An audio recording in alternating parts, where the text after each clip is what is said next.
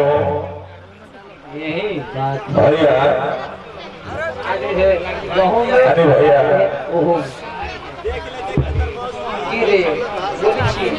सही से राम गोविंद चौधरी, ओम प्रकाश राजभर,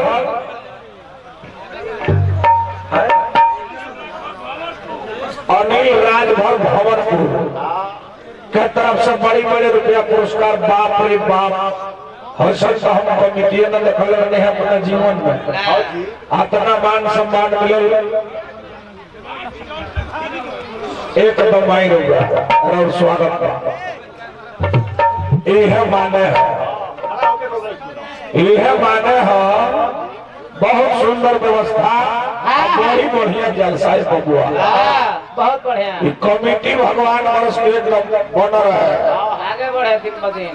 अब 1:30 बजे हुई बा लहदारिये के फरमाइश बजे 2-3 गो लहदारिये हो गया होली बबुआ यह नो।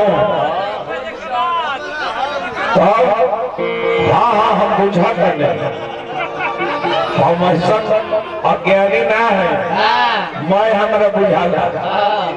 हाँ हाँ बलवा बिहार वाला होई, पहले ऊटी वाला सुनी ना, बाद में बिहार वाला हो। मालधनी मालधनी बाप रे बाप, जो धरती पाई बन जा, वीरों की धरती, जवानों का देश। अब बाकी बोलिए उत्तर प्रदेश, ये धरती पाई बना। हाँ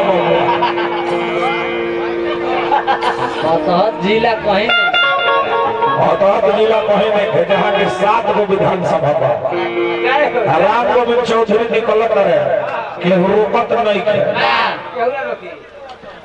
अब की बारी 2022 में अखिलेश बनने जा रहा के रोके बड़ी बड़ी हमारा के मिलन में पुरस्कार। हार्दिक हार्दिक स्वागत। और तभी चली जा होली में, होली के जब मूड बन गई तो होली में आओ बबुआ।